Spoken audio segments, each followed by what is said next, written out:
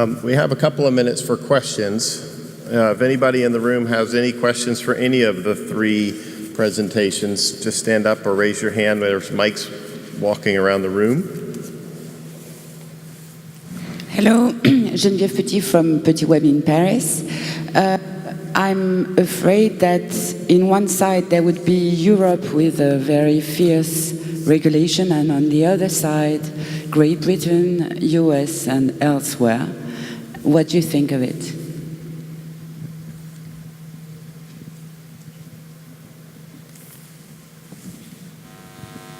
The UK won't have any different regulation. They've already stated they will fully apply the GDPR, so I think we can see there's going to be continuation of standards in that region.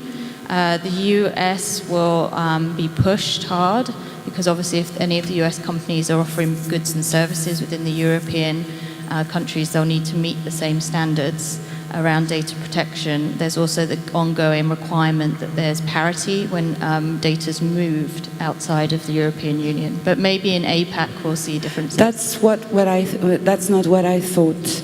I thought about the Google and Facebook mainly doing what they want in their universe and the other universe. So I'm not sure. So Google and Facebook still need to comply within Europe. They may take it a step further.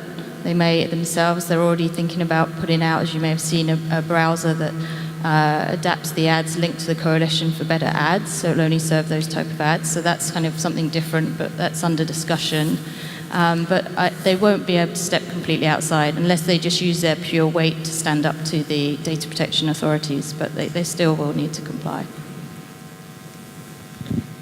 I think another thing to keep in mind, over the next couple of years, it may be longer than that, this is going to play out. And the current state, certainly we see, and we've been doing this for getting on 12 years, is that most companies don't seek to understand who they do business with. They're very sort of core focused on how they execute. If you do understand whether you're a publisher, you're a brand, or if you're an ad exchange or a DSP and you're kind of in the middle and literally you're dealing with thousands, if not millions of different cookies or data collection mechanisms every single day. If you know the companies that you do business with and you're cataloging that and understanding it and presenting it back, you're showing due care and you're going to meet the obligations of the predominance of regulations.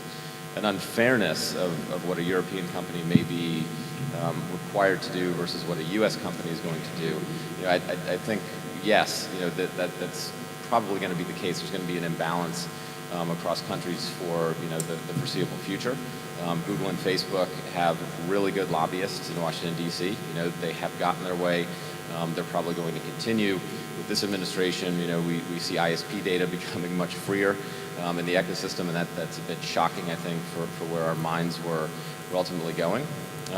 But at the end of the day, whether it's the U.S., whether Google and Facebook have a certain idea, the lawyers and sort of the compliance officers are really just starting to hit. And as that happens, liability and indemnification is going to move.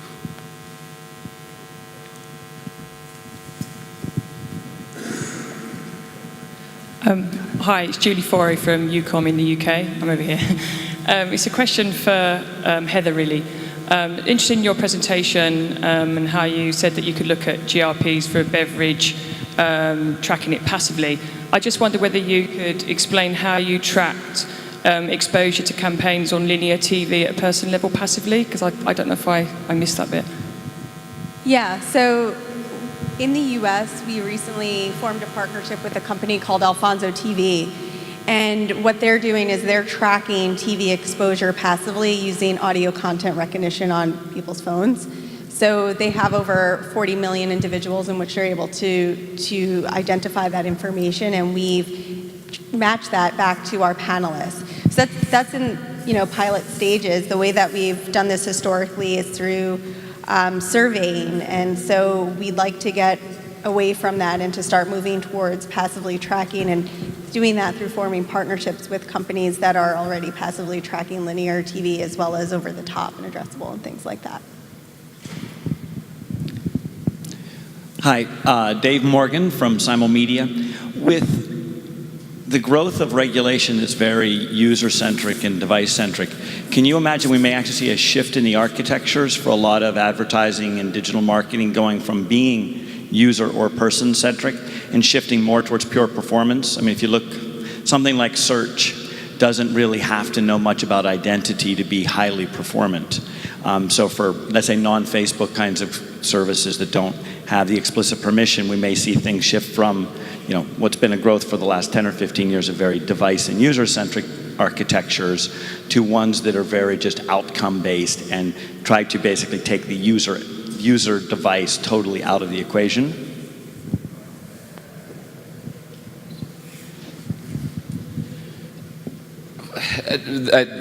From our side, I don't think companies are going to stop trying to understand and I don't want to say control the user experience, but to know every single individual that's out there. In addition, on the performance side, it's very hard for me to imagine, but we're seeing more and more companies specifically target an individual. And as we move towards that from a performance perspective, we're seeing budget move towards buying the consumer, and if you can't validate that it's a consumer, they'd rather not, in their mind, waste that 50%. So whether that's actually moving towards a more specific target of the consumer, i.e. more data, more specific data, or it's going to kind of skip over that and just go right to the outcome, we're not sure. From our side, what we would see is that as compliance moves up from the publisher, right? So from CNN today indemnifies, you know, the vast predominance of the internet because it ultimately funnels through them before it touches the consumer, right? They're the consumer touch point. GDPR, certainly the way that Europe is looking at that, it changes, right? It starts moving that upstream, so the entire ecosystem is responsible. I think a lot of the companies that are sort of involved in the space but haven't had to shoulder compliance they're going to be severely impacted by it. And so if that's sustainable for the biggest companies and they can continue to sort of meet the regulations, I think that'll continue. They'll be able to use data, you know, effectively. If it becomes too onerous, then yes, I think ultimately outcomes, as well as a bigger drive towards a more direct business and even potentially away from programmatic. It'll still be automated execution, but not necessarily programmatic chasing the audience execution. May be inevitable at some point. Well, thank you all very much. That's our time. I want to thank Heather, Chris, Tom, Bethan, and Pedro. And for more questions, come to our breakout session tomorrow.